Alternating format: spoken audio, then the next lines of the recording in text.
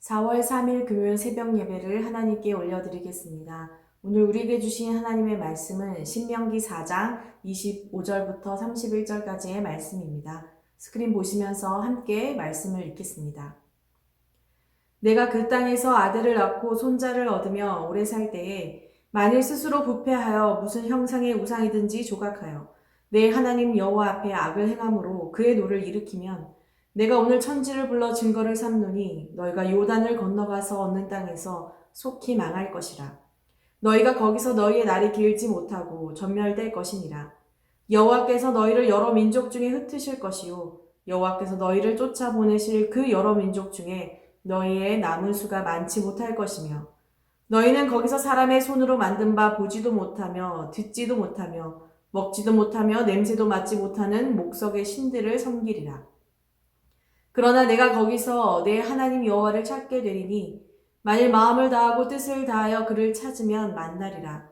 이 모든 일이 내게 임하여 환난을 당하다가 끝날에 내가 내 하나님 여호와께로 돌아와서 그의 말씀을 청종하리니 내 하나님 여호와는 자비하신 하나님이심이라. 그가 너를 버리지 아니하시며 너를 멸하지 아니하시며 내 조상들에게 맹세하신 언약을 잊지 아니하시리라. 아멘. 여러분은 무언가를 위해 열심히 노력한 적이 있으십니까? 또 그 목표를 이루어 보신 적이 있으십니까? 아마 이 세상의 모든 사람들은 그것이 작던 크던 나름대로의 삶의 목표를 가지고 아마 열심히 살아갈 것입니다. 또 그 목표가 사람들의 삶을 이끌어주는 원동력이 되기도 할 것입니다. 그런데요, 그렇게 열심히 달려가는 사람들이 가장 많이 무너지는 시기가 있다고 합니다. 그것은 바로 목표를 달성했을 때입니다. 한 가지를 위해 열심히 노력하면서 나아가는데 그것을 다 이루고 나면 더 이상 달려갈 곳을 찾지 못해서 방황하기가 쉬워지는 것입니다. 그래서 목표를 이루고 자신만의 정상에 선 사람들의 다음 모습은 사실은 그 정상에서 내려오는 모습이고요. 또 그 안에서 때로는 삶의 무의미, 또 삶의 무기력을 얻기도 한다고 합니다. 그토록 바라고 원하던 그 목표, 그것을 다 이루었는데도 불구하고 눈앞에 목표가 사라지는 순간 공허함, 또 허무함, 또 아까 말씀했던 것처럼 우리의 삶의 엔진과 같은 그런 동력이 꺼져버리는 그런 상황들을 만나게 되는 것입니다. 혹시 여러분들은 그러한 일들을 겪으셨는지 모르겠습니다. 아마 모두들 작던 크던 그런 일들을 겪으셨을 텐데요. 사실은 우리가 그렇게 열심히 달려가고 그 목표를 향해 나아가는 그 순간만큼이나 정말로 중요한 순간은 바로 우리의 목표를 이루고 난 후 바로 그때라는 것을 우리는 알아야 합니다. 왜냐하면 바로 그때가 우리가 넘어지기가 가장 쉬운 때이기 때문입니다. 목표가 없기 때문에 그러기도 하지만 바로 그 노력을 할 만한 이유를 찾지 못하기 때문이죠. 저는 이러한 상태를 이런 말로도 표현하고 싶습니다. 바로 위기가 없는 편안한 상태. 아무런 싸움이 없는 순간, 그리고 이제는 좀 쉬어도 된다고 생각하는 바로 그런 순간 말입니다. 다시 말해 우리의 삶에 고난이 없는 것 같은 그런 순간이 바로 이러한 시간이라고 생각합니다. 제가 왜 갑자기 목표에 대한 이야기를 여러분들께 드렸냐면 바로 이 위기가 없는 순간의 이야기에 대하여 바로 모세가 이스라엘 백성들에게 전해주고 있기 때문입니다. 오늘의 말씀 25절의 말씀을 제가 읽겠습니다. 내가 그 땅에서 아들을 낳고 손자를 얻으며 오래 살 때에 만일 스스로 부패하여 무슨 형상의 우상이든지 조각하여 내 하나님 여호와 앞에 악을 행함으로 그의 노를 일으키면. 모세는 신명기 4장의 말씀을 통해 계속해서 출애굽 2세대들에게 앞으로 너희가 가나안 땅에 들어가서 어떻게 살아야 하는지에 대하여 계속 이야기해 주고 있습니다. 그러나 특별히 어제의 말씀과 같이 그들에게 경고하고 있는 말씀이 있습니다. 오늘의 말씀에서는 뭐라고 얘기하고 있나요? 바로 그들이 스스로 부패할 수 있다라는 것을 경고하고 있습니다. 여러분, 그들이 스스로 부패하는 것, 여러분, 그들이 어떤 때에 특별히 이렇게 스스로 부패하기 쉽다고 말하고 있나요? 바로 그 땅에서 그들이 아들을 낳고 손자를 낳고 오래 살 때라고 말하고 있습니다. 여러분, 아직 가나안 땅을 밟지 못한 이들에게는 이 일이 참으로 멀게 느껴지기도 할 수 있겠지만 그들이 그곳에 들어가 아들을 낳고 손자를 낳는다는 말은 즉 그들이 그곳에 들어가 정착하고 안정된 삶을 누릴 때라는 것을 의미합니다. 적어도 지금 광야에서 특별히 전쟁을 앞둔 그들의 삶을 바라볼 때 그것과 대조해 볼 때 정말로 그 모습은 평화로운 때를 말하고 있습니다. 더 이상 매 순간 긴장하며 살아가지 않아도 되고 더 이상 전쟁을 하지 않아도 되고 이제 마음 편안히 그들의 삶을 누리면 되기 때문입니다. 또한 그들에게 더 이상 가나안이라는 정말 그들이 들어가야 하기를 사모하는 그런 목표조차도 이제는 없는 때가 바로 그때라는 것입니다. 그런데 그렇게 좋은 바로 그때에 그들이 스스로 부패할 수 있다라는 것입니다. 여러분, 어쩌면 우리는 모두 이러한 때를 꿈꿀 것입니다. 특별히 지금처럼 바이러스와 경제적인 위기 속에서 저희들은 더 이상 이 위기가 우리들 삶에 닥치는 것이 아니라 이제 이 위기가 끝나고 우리가 안정되고 평화로운 삶을 살아가기를 모두 다 꿈꿀 것입니다. 또한 이것만이 아니라 여러분과 제 안에 있는 개인적인 삶의 어려움, 우리가 벗어나지 못한 삶의 문제들이 빨리 하나님 안에서 끝나고 또 우리가 그 문제에서 자유롭게 되므로 평화로운 삶을 우리가 모두 다 꿈꿀 것입니다. 왜냐하면 고난을 좋아하는 사람은 아무도 없기 때문입니다. 그런데 오늘 모세는 바로 그때 우리 모두가 바라는 바로 그 평화로운 때가 우리들에게 또 다른 위기가 될 수 있음을 경고합니다. 여러분, 어떻게 평화로운 때가 우리들에게 위기가 될 수 있을까요? 고난이 없는 것이 왜 우리에게 위기가 될 수 있을까요? 여러분, 조금만 생각해 보면 우린 그 의미를 찾을 수 있습니다. 여러분, 우리의 삶에 문제가 없을 때 우리는 어떤 모습을 보이기 쉽습니까? 우리의 삶에 문제가 없고 당장 우리의 삶에 정말 급한 것이 없을 때 우리는 하나님을 찾지 않게 됩니다. 하나님 없이도 내 삶이 안정적이고 평안해 보이는 것 같고 하나님이 더 이상 필요하지 않은 것 같은 그런 순간을 우리 스스로가 그렇게 느끼게 되기 때문입니다. 따라서 그런 때가 있을 때 많은 사람들은 하나님의 말씀을 귀담아 듣지 않습니다. 하나님의 말씀 없이 살아가기도 합니다. 그리고 또 그것만이 아니라 이제는 하나님이 아니라 하나님 아닌 다른 것으로 그들의 만족과 즐거움을 누리기 시작합니다. 하나님을 버리고 다른 신을 쫓는, 즉 다른 것을 더 의지하는 우상을 두는 것입니다. 우리가 어제 말씀에서도 하나님은 어떠한 형상으로도 우상을 만들지 말라라고 말씀하셨습니다. 우상이라는 것은 모든 것으로 만들 수 있으니 하나님이 아닌 것을 우리가 더 의지한다면 당연히 그것은 우리들의 우상이 된다는 것입니다. 하나님이 주신 평화, 하나님이 주신 평안을 누리지 못하고 오히려 그것을 우리의 부패함으로 삼는 것. 모세는 바로 이와 같은 일들이 이스라엘 백성들에게 일어나지 않기를 바랬기에 지금부터 그들이 그렇게 부패했을 때 하나님이 그들에게 어떻게 진노하시는지를 말씀을 통해 경고해 주고 있습니다. 26절의 말씀부터는 이렇게 하나님이 스스로 부패한 이스라엘 백성들에게 어떠한 심판을 내리게 될지를 설명하고 계십니다. 먼저 첫 번째로 하나님은 스스로 부패한 이스라엘 백성들을 그 땅에서 속히 망하게 될 것이다 라고 말하고 있습니다. 그 땅이 더 이상 그들에게 영원한 땅이 되지 않겠다 하는 것입니다. 그들을 전멸시키셔서 그들의 그들의 생명의 수가 짧아지게 하실 뿐만이 아니라 그들을 바로 그 땅에서 쫓아내어 여러 민족 가운데로 흩으실 것이라고 말하고 계십니다. 또한 쫓겨난 자들이 그 남은 자의 수가 많지 않을 것이다 라고도 말합니다. 또한 그 사방으로 흩어진 민족의 땅에서 아무런 능력도 없는 눈으로 보지도 못하고 귀로 듣지도 못하고 먹지도 냄새 맡지도 못하는 사람이 만든 사람보다 못한 아무런 능력이 없는 그런 신을 너희들이 섬길 것이다 라고 경고하고 있습니다. 여러분, 이 말씀을 바라보시며 어떤 마음이 드십니까?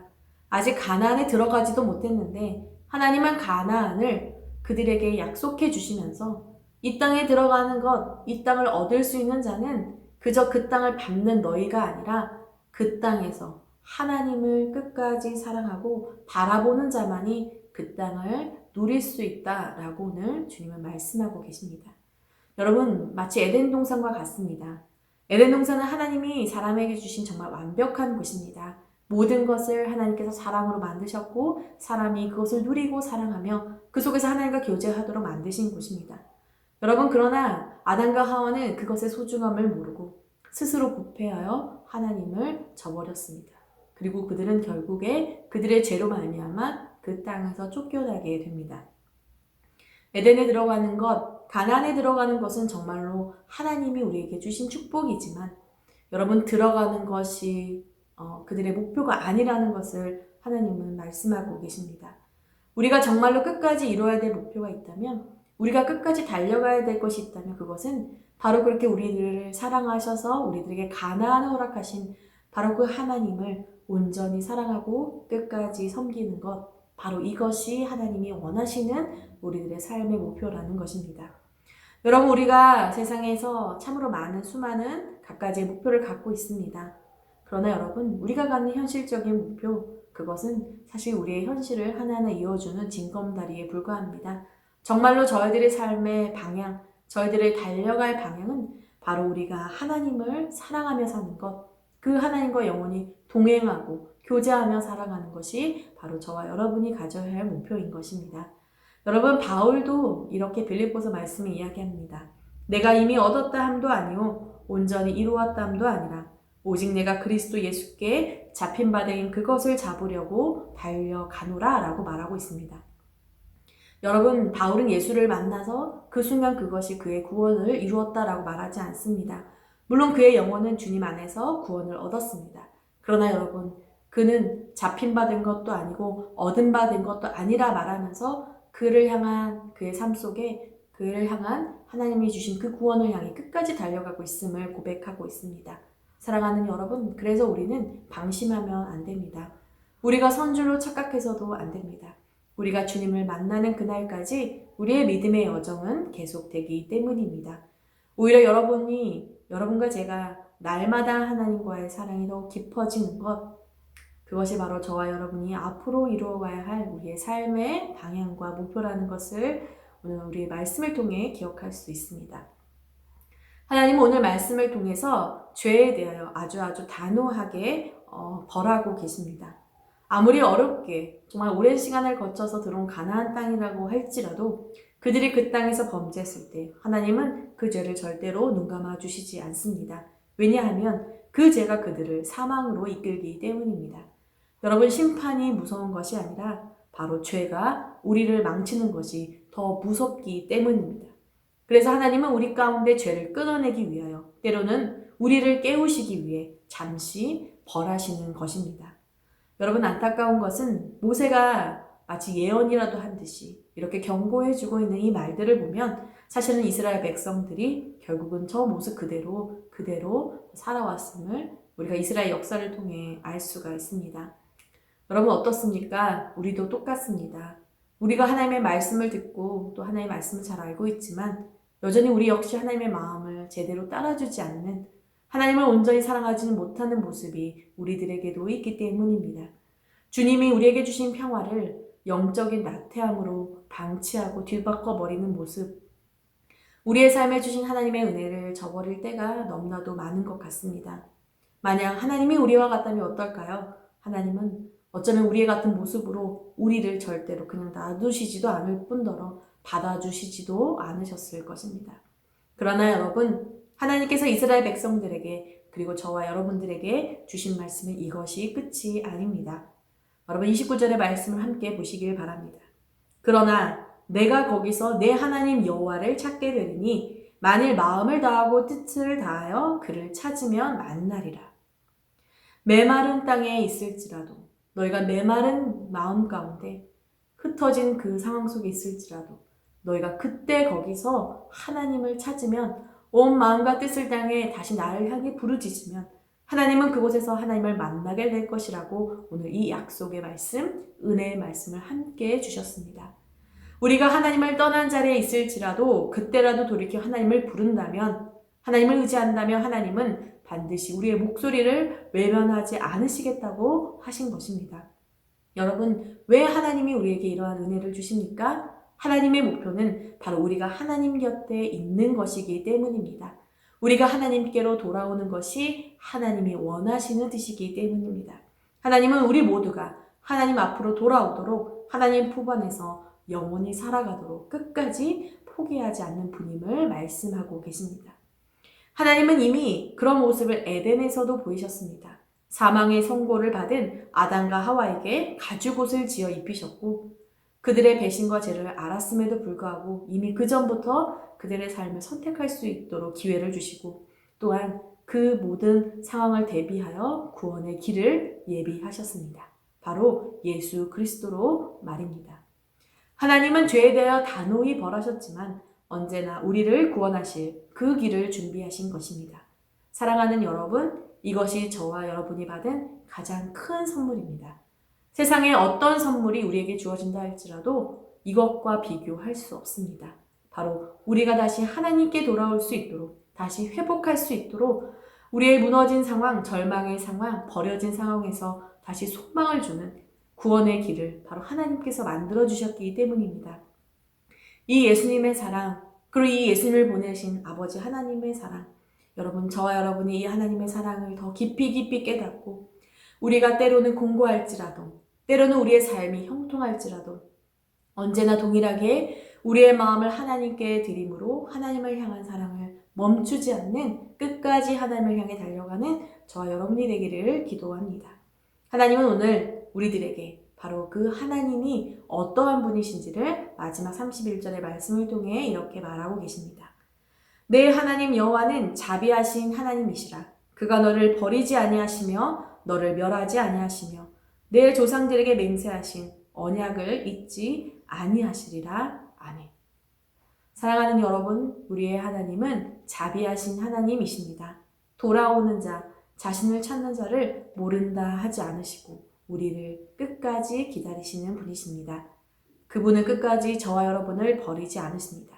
여러분, 히브리어 원문에 이 버리지 않는다라는 것은 그저 우리를 끝까지 붙드신다는 뜻만을 가지고 있지 않습니다. 그 안에는 바로 우리가 죄를 향해 그대로 달려가는 것을 두시지 않는다라는 뜻도 담겨 있습니다. 따라서 우리가 죄로 인하여 때로는 심판을 받고 벌을 받게 되는 것 역시도 하나님의 사랑, 하나님의 구원에 속하였다라는 것입니다. 하나님은 그렇게 해서라도 끝까지 이스라엘을 그리고 우리들을 포기하지 않으신다는 것입니다. 이스라엘은 언약의 말씀을 버릴지라도 하나님은 그들과 한 약속을 절대로 잊지도 않으셨고 버리지도 않으셨고 끝까지 신실하게 그 약속을 지키신다. 나는 그런 하나님이다 라고 오늘 저와 여러분에게 말씀하고 계십니다.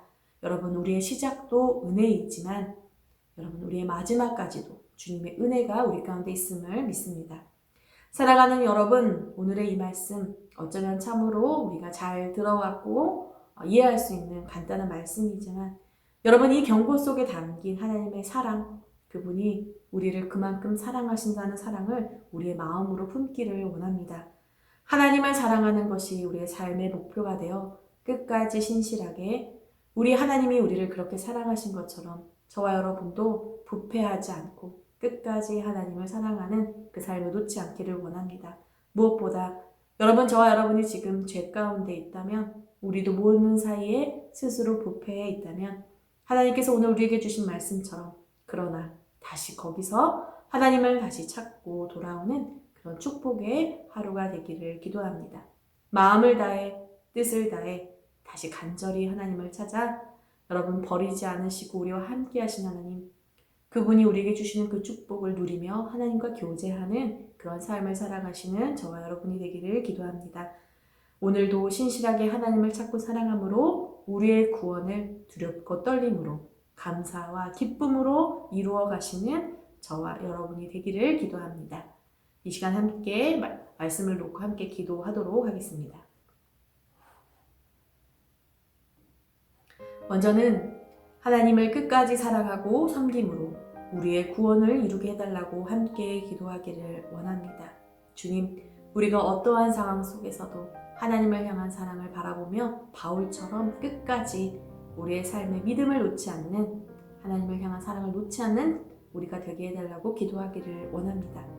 만약 우리가 가는 길 가운데 스스로 부패하였다면, 오늘도 내가 하나님 아닌 다른 것을 의지하며 그것을 더 기뻐하였다면 바로 그곳에서 다시 하나님을 찾게 해달라고 기도하기를 원합니다.